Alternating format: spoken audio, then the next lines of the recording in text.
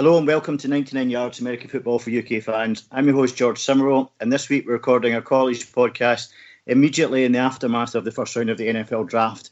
I'm joined by our usual College Chaps team, Iowa Hawkeyes and Alex Chinnery. Gents, good morning. It's been a long night. Do we have any energy left for some draft talk? Oh yeah, plenty of energy. Just had a coffee. We're all good to go. Always energy for draft talk. Not much energy for anything else, but energy for draft talk, definitely, absolutely. It was a long night, but it was fascinating.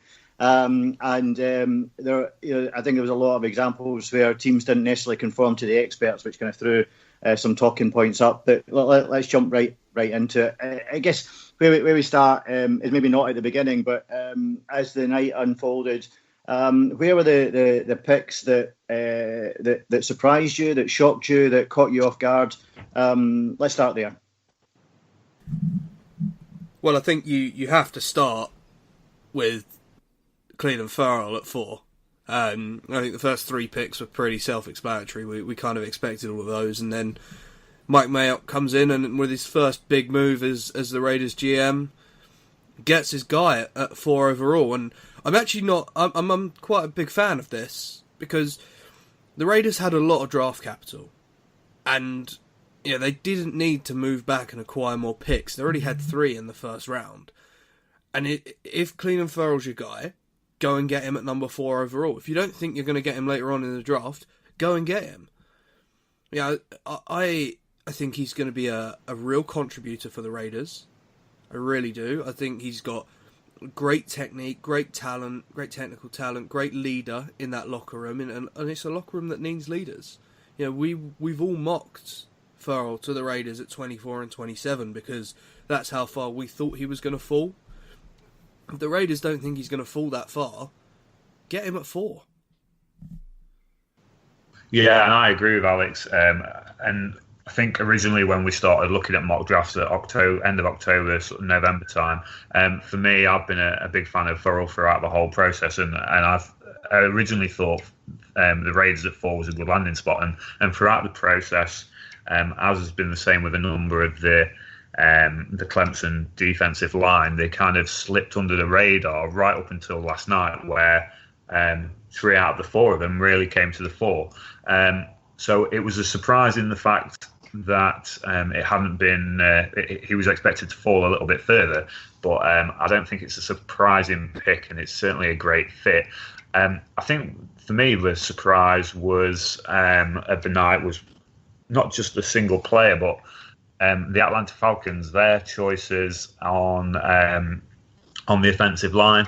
They're certainly committed to protecting Matt Ryan, and they're committed to opening up some good holes in the ground game. But the positioning of the players they took to do that, and the players they took to do it, was quite interesting. Taking Chris Lindstrom at 14, the guard from Boston College, he was touted as a first-round pick. I think 14 is quite an early spot for him, and then they trade back into the first round at 31 and take a tackle with a lot of tackle talent still on the board, and they take Caleb McGarry from Washington, big, strong, aggressive, nasty tackle, but probably not the tackle that you'd expect to see going in the first round. So for me, the performance of the Falcons and the players they went with was one of the biggest shocks for me. I thought Clemson had a great night last night. I saw Dabo Swinney talking beforehand, and he should be rightfully pleased because Clemson had a very good evening in the first round. And I think it was great to see Dexter Lawrence go in the first round. I thought that was not a shock, but again, I think he was one of the guys who was on the periphery. Like you, Ollie, I thought Caleb McGarry going in at 31 was a little bit of a surprise. Not a player I know a huge amount but he's a big lad, and you can see why they go in and grab him there. The shock for me was not necessarily the fact that Clelin Ferrell went at 4. It was the fact that Drew Lock wouldn't go at 4, which smashed Mr. Chinnery's predictions well out of the well out of the park, and you knew I wasn't going to give you much time before I got that one in, Alex. So, in your sleep deprived state, I think you'll take that in a spirit in which is intended. Which leads me on kind of nicely to quarterbacks, and we're not going to spend any time talking about number one because I think the whole of the world and most of the universe knew that he was going to go, despite the antics to try and cover it up yesterday. But I guess what was a little bit of a surprise wasn't necessarily the fact that Locke didn't go in the first round, but it was the fact that Jones went so early. What do you think about that? For me, I think it was a surprise that Drew Lock didn't go in the first round. We've spent a lot of this process talking about how much John Elway at the Broncos loves Drew Lock. Whether that was just a smokescreen or not, they had a good night last night. The Broncos drafting back and still picking up Noah Fant, but the general consensus that Drew Lock would be either the second or third quarterback taken, or like we say, Alex's consensus that he would be there at 4 for the Raiders. So his slide out of the first round was a bit of a surprise on the quarterback front. Daniel Jones, the Giants, I don't think that's a surprise. I think it's a surprise at 6. I think a lot of people thought the Giants would either take Haskins at 6 or 17 and take Jones at 17. So an interesting choice at 6 for them. And Jones being second back off the board was a massive surprise. I think as far as I'm concerned there. Yeah, I mean, having Jones picked at 6 was just crazy to me. I don't see it.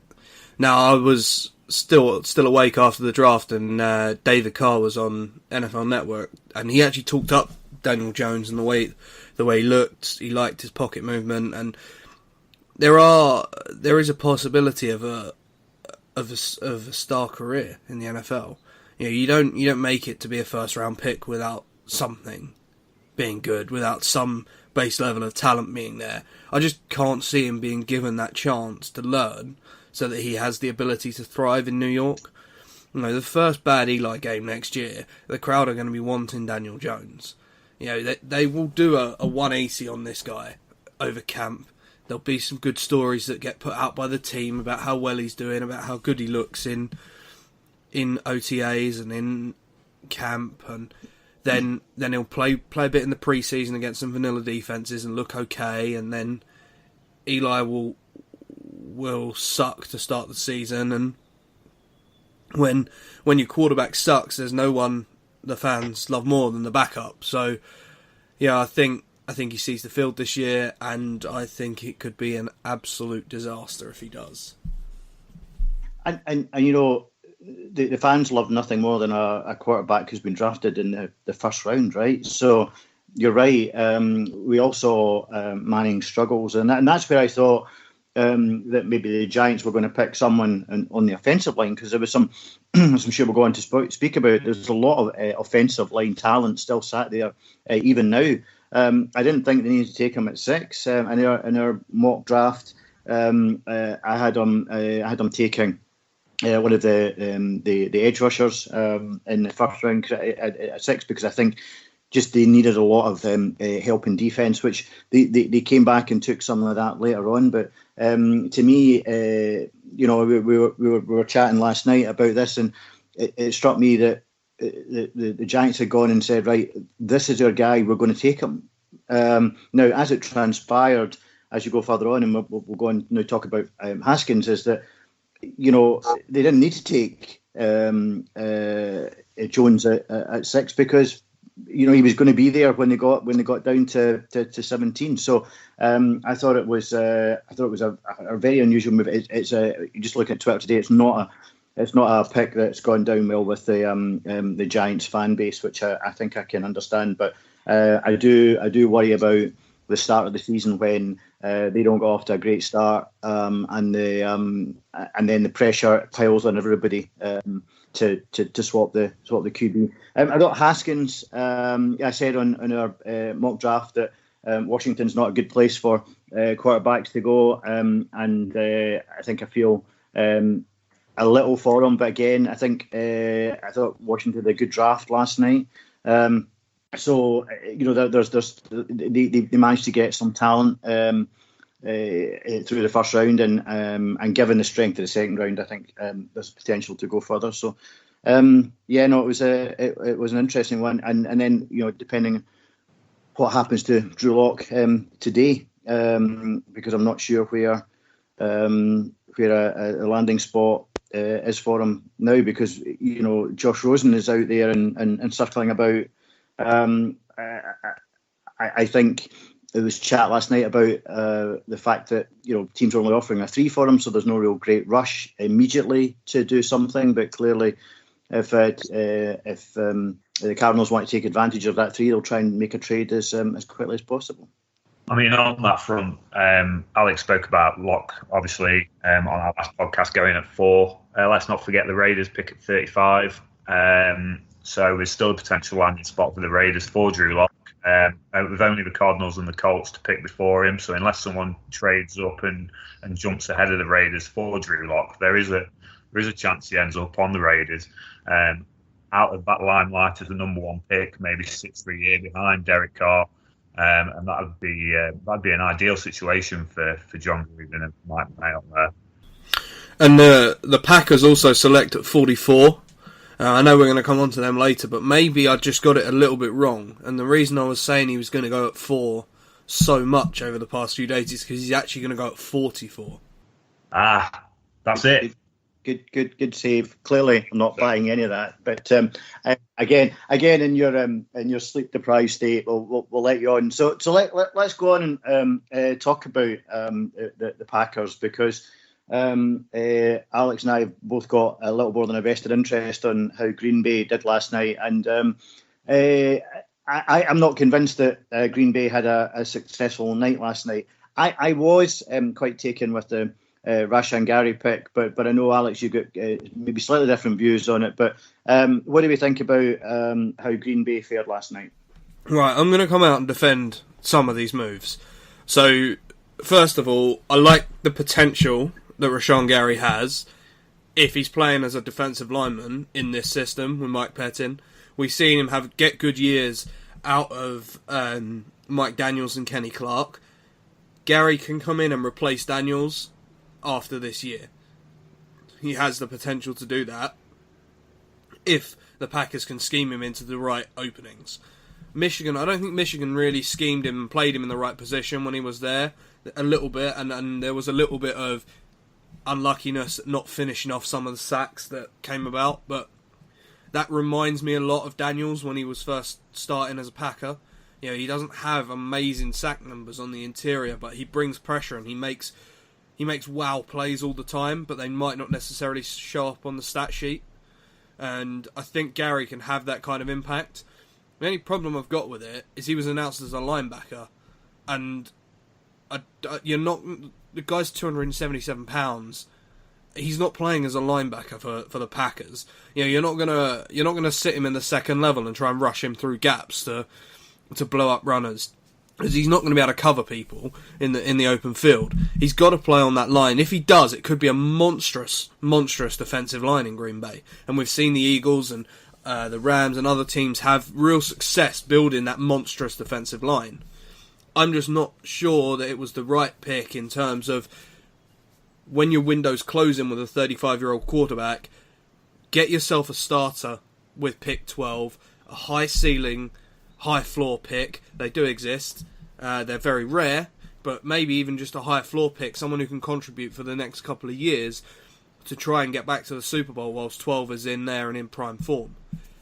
I'm not against going defense, because I think if you can limit your opposition to under 14 points a game, you can have no-name receivers next to Devontae Adams, because 12's going to make enough plays to score you 15 points a game to win the game. It's not pretty. He might not throw for 5,000 yards, 50 touchdowns and 9 picks, but if it gets you to a Super Bowl, then you're in the Super Bowl. The second pick, Darnell Savage, I hated this pick when it came in. I hated that they moved up to get him. And I've almost done a complete 180 on it. He fits an exact need. He's going to start day one. That's what they needed to do with these two first-round picks. Get day one starters. If they've got a day one starter, possibly the best day one starter at free safety. He's going to make plays. He's going to buzz all over the field. And a lot of people were comparing him to Earl Thomas and the way Earl Thomas played. And I think he can have that kind of impact in this secondary, partner in Adrian Amos. Yeah, Amos is going to make big splashy plays down in the box, covering tight ends, making plays on the backs in the backfield, getting sacks. Savage is going to be that roaming guy who can play single high, who can get the ball, make plays, make turnovers. So I like that pick. I'm not sure they needed to trade up to get him, but I just wonder if they thought if Seattle had to stay, they were going to pick him as their replacement for Thomas. Yeah, I'm in agreement where the Darnell Savage pick is concerned. I think there probably was not the need to trade up. He's not been through the process everyone's number one safety pick. So for him to be the first safety off the board at 21, you think he probably could have fell to them at 30. The Raiders took Jonathan Abram at 27, and you think presumably they were sold on him being that pick for them. So it's not like they've had to jump above the Raiders to get Savage. Now, I really like Savage. He has grown over the last sort of 3 or 4 weeks, really, towards the first round. I did my Denver Broncos 7-round mock a couple of weeks ago, and I actually had the Broncos taking him in round 3, which at the time seemed like a perfect landing spot for him in terms of sort of that 3rd-round pick. But there has been some buzz growing over him over certainly the last week or two, where they thought he might sneak into early day 2. He's a great player, very, very high football IQ, very fast, athletic. He's got a nose for the ball. Returned a number of interceptions for touchdown in his time at Maryland. So I think he is going to be a great pick for the Packers. Like Alex said, I think he's going to be a day one starter for them.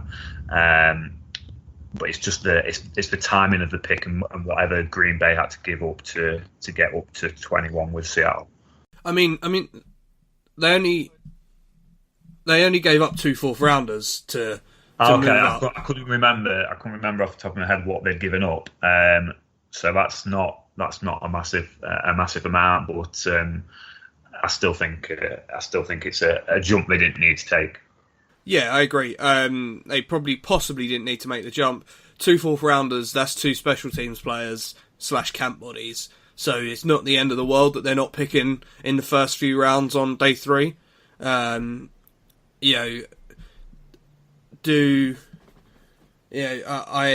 like the pick. I said that I like the pick.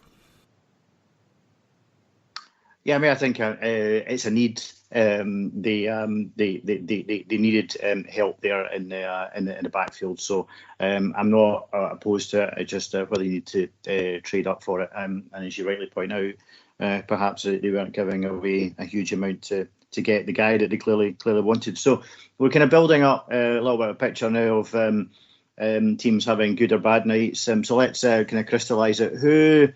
Which team for you guys had a good night, and conversely, who may look back on last night slightly disappointed? For me, I think the Raiders had a good night. The potential for the Raiders, the dysfunction that they tend to have as an organisation, the potential was there with all this draft capital for it to go catastrophically wrong in true Raiders style. And actually, do you know what? They had an awesome night. They filled a number of needs. They've got a number of what I think are day one starters. So obviously we've touched on the Cleveland Farrell pick, which I'm absolutely ecstatic with. They took Josh Jacobs, running back out of Alabama, at 24. Hot on the heels of Marshawn Lynch announcing that he would retire earlier this week. That's a need for them. They did sign Isaiah Crowell in free agency, but Josh Jacobs is going to go in there. As I said last night on our Twitter feed, a guy with surprisingly little mileage on his clock for a college running back. He can make plays out of the backfield as well. So he's a fantastic addition there, and a great story behind him as well, which I'm sure, George, you can touch on. The final pick of their first round at 27, Jonathan Abraham. I think he's a fantastic addition there, and a great story behind him as well, which I'm sure, George, you can touch on. The final pick of their first round at 27, Jonathan Abraham. I think he's a fantastic addition there, and a great story behind him as well, which I'm sure, George, you can touch on. The a leader on the defense, a hard-hitting safety, a Raiders type player. So I think the Raiders had a really great night last night. Yeah, you look at the Eagles, you look at Howie Roseman, and to use an often overused cliche, he really is playing chess while all the other GMs are playing checkers. He just has this game, this league, this process under his thumb. He is so good at doing this. He just flips maybe a pick, moves up ahead of the Texans, drafts their guy out from under them. He did it last year with the tight end against Dallas in Dallas by moving back up to draft Dallas Goedert. And, it's a great pick for the Eagles. Dillard comes in at left tackle. When Jason Peters finally hangs it up, which I imagine will be after this year, he can't have long left, especially if the Eagles are going after a guy who's only going to play on the left-hand side.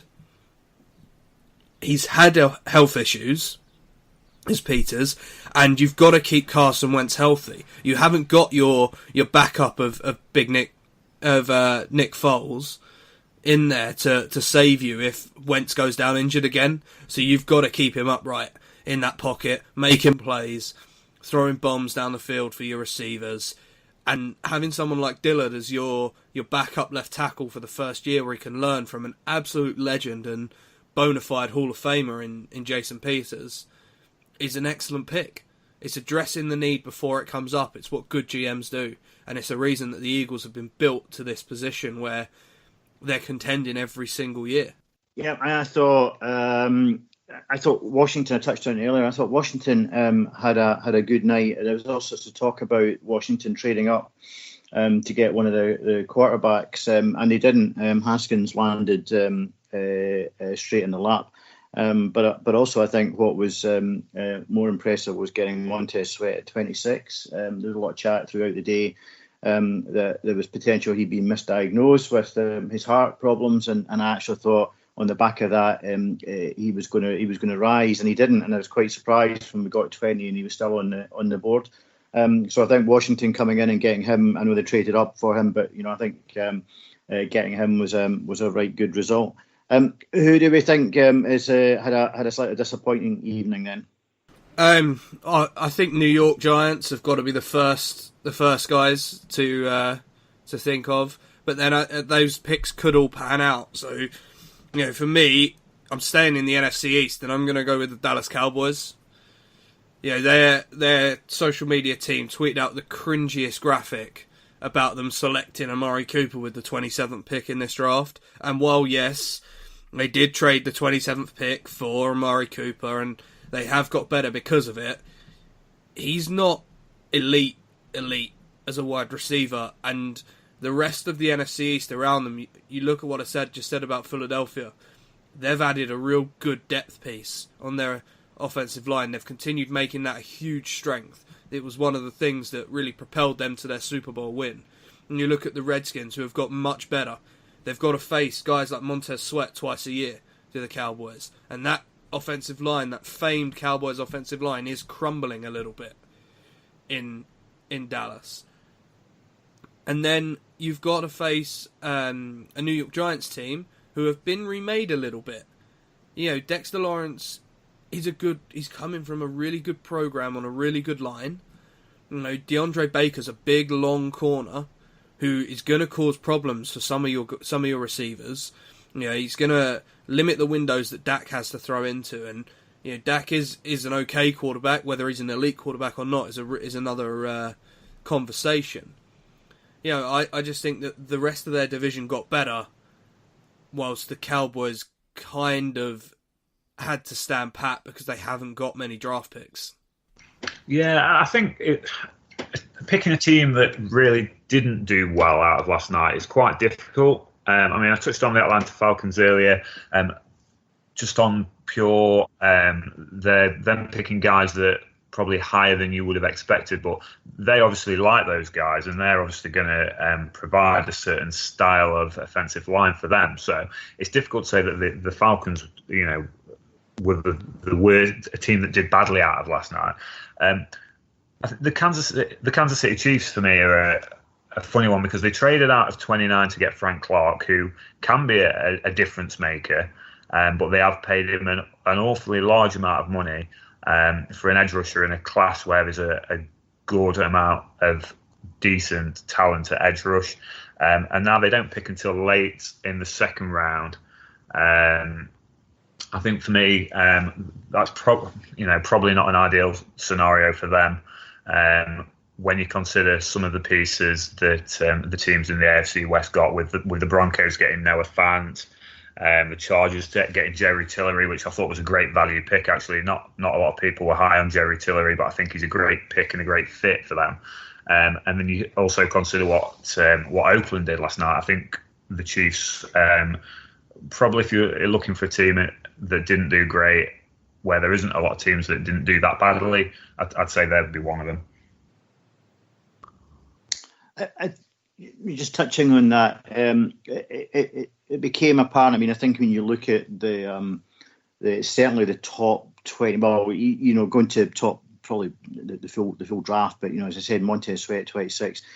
You look down that and you just look at the sheer depth of talent in that draft last night, but yet there wasn't a lot of offensive tackles went. There wasn't a lot of wide receivers went. The cornerbacks, I thought we'd actually forgotten about the cornerbacks until DeAndre Baker went late. So there's still a huge amount of talent still to go in the second round. Just having a quick look forward to what's likely to happen again tonight. I mean, you have the potential for the Cardinals to have picked Kyler Murray at number 1 and then go out and get the Jawan Taylor in the first pick offensive tackle. But how do you see tonight shaping up, particularly with those guys that we thought were going to go in the first round?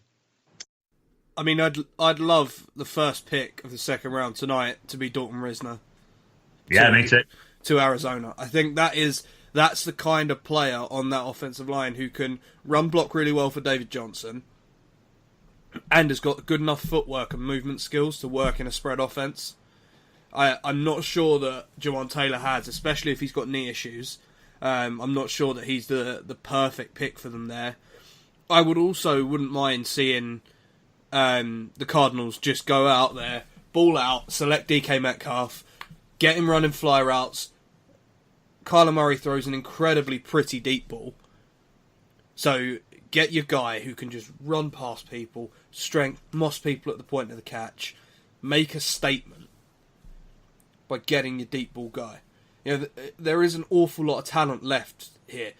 Guys like Greedy Williams, Deebo Samuel, AJ Brown. There's a lot of skill position. Byron Murphy, a lot of skill position talent left here. 4 teams in this second round. I think if you're in the top half of the second round, you're gonna get a day one contributor here, ready to go. I think that you could see some trade ups into this first half of the second round. New England is a team to watch. Seattle is maybe a team to watch. They went from having 4 picks when the draft started, or 5 maybe, I think it was with the Frank Clark deal, to having 9 by the end of the evening. They've got ammunition in the later rounds to package and move up a few spots at a time if players that they want fall to them. If there's a big talent out there, Seattle has the kind of ammo that they need to fire up in there and get some top quality players. Yeah, there is so much talent left, and we touched on surprise picks earlier. We haven't actually mentioned Titus Howard at the Texans. Him being selected by them is one of the reasons why there is so much offensive line talent left. Again, he's a prospect who started some way outside of the first round and has kind of built some buzz up, especially in this last week or two. And when he fell to the Texans, I think it was a little bit of a shock for most people, and it kind of had a knock-on effect on the rest of the offensive line class. So you've still got, Alex mentioned Dalton Risner, obviously. You've still got players like Cody Ford left. Jawan Taylor, to say the reports seem to be centering around him having maybe injuries in both knees, which have been red flagged and certainly have led to his fall. We spent a lot of last night thinking, When was he going to go? Every sort of pick that went past it was, oh, well, it's going to be J1 Taylor next, and it's going to be J1 Taylor next, and it never came. And that's obviously a large amount of the reasoning behind that. But like Alex said, large number of very good cornerbacks left, large amount of very good offensive line talent, lots of great receivers available between now and the end of the draft as well. It's a class that is very, very deep on decent talent, not top end talent. You know, we talk about Marquise Brown. Obviously, he went last night. AJ Brown, DK Metcalf, those sort of top of the class players, and Keel Harry, who went to the Patriots last night. But further down, there's a hell of a lot of good wide receivers.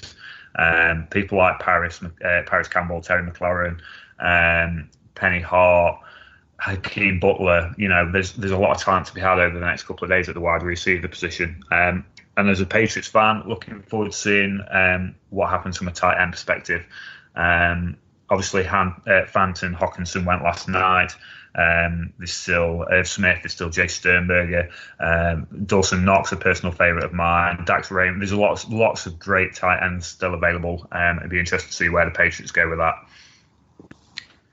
Yeah, I thought this was a particularly strong cornerback class, and I was kind of surprised, as I think most of the analysts were, to see that they weren't wholly picked. I mean, I think we had Greedy Williams and Byron Murphy going not early on, but certainly mid round one, and that didn't transpire. So I think if you're in a market for a cornerback, you'll pick someone up in the second round. But I think just going into that second and third round, where actually you probably make your money with these picks, which leads us on to the next point that we waited. The Seattle Seahawks made us wait nearly 20 minutes for their pick.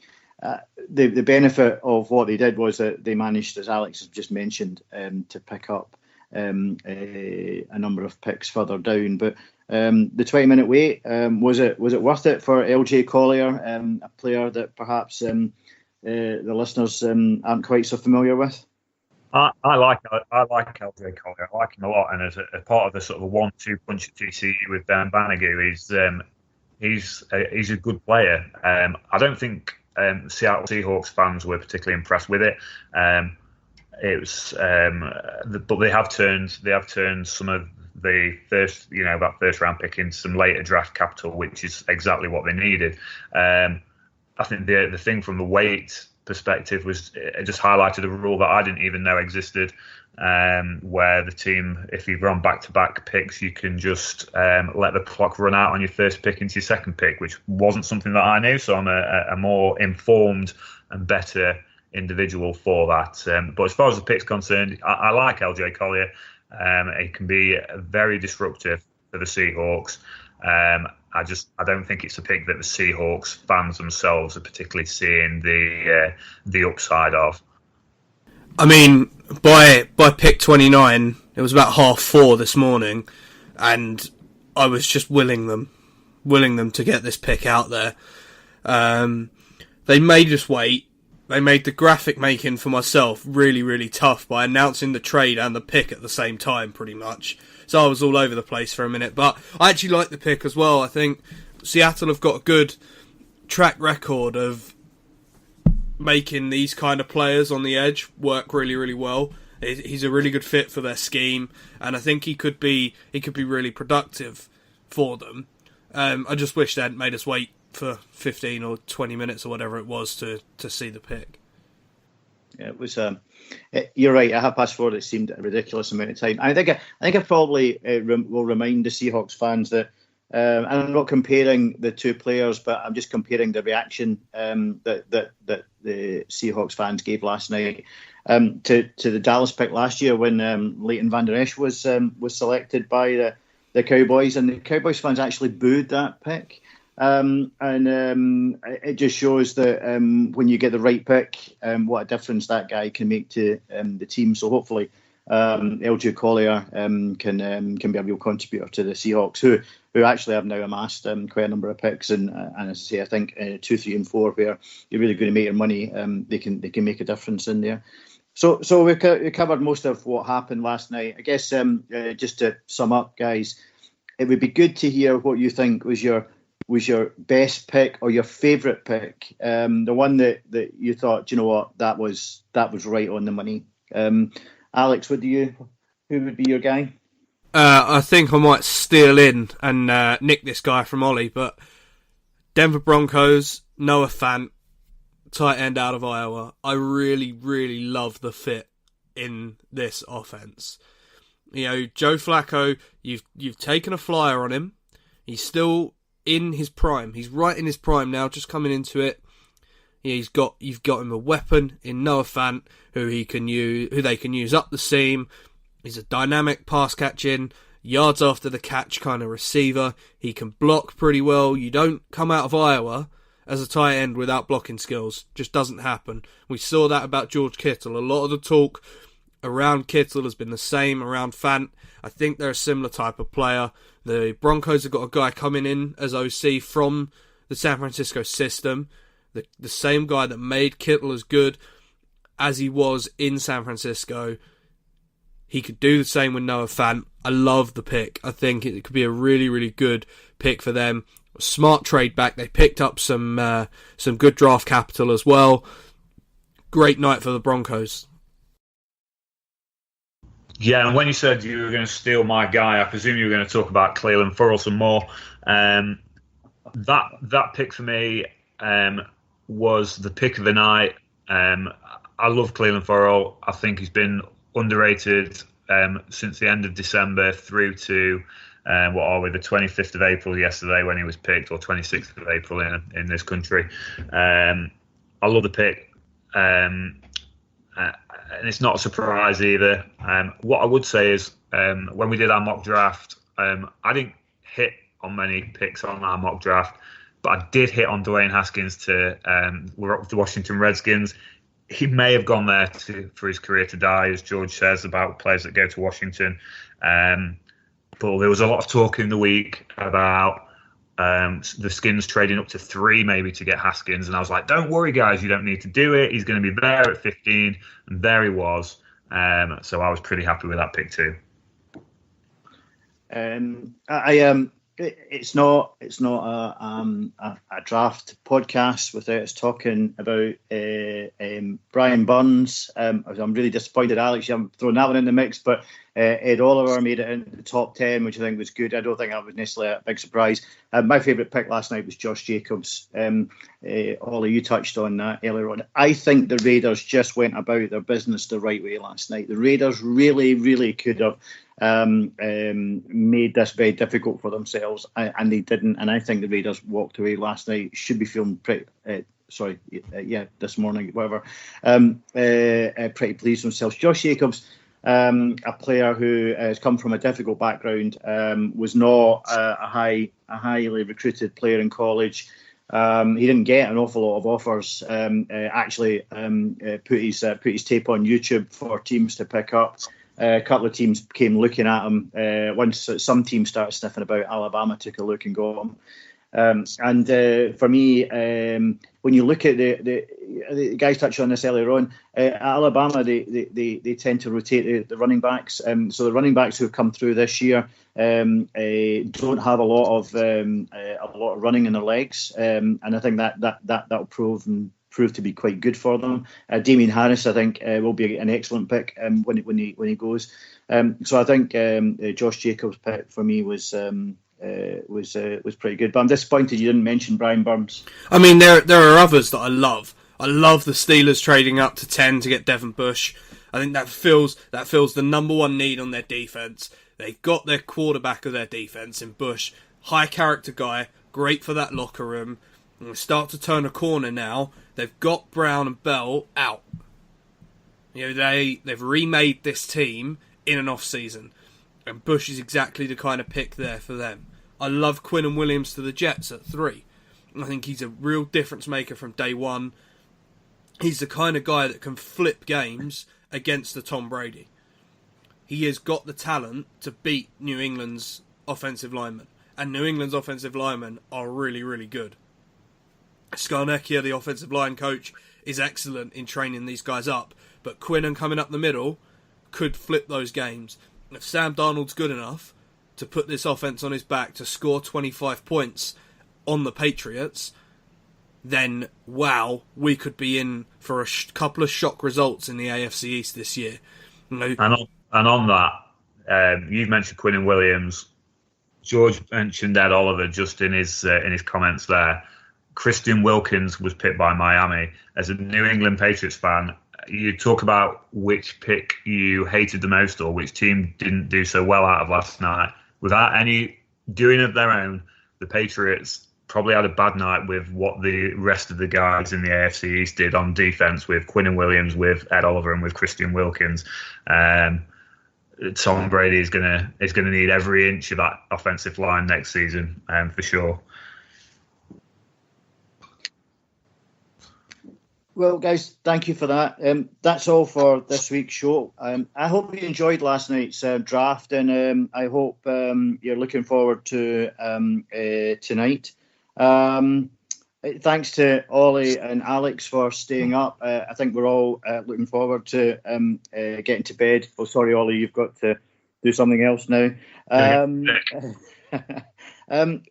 As always, we'd love to hear your thoughts on the topics we discussed. And, of course, any feedback you may have, you can tweet us at 99 Yards. And if you're a regular listener and enjoy our show, we'd love you to leave us a star review via Apple Podcasts or the provider you're listening to us through.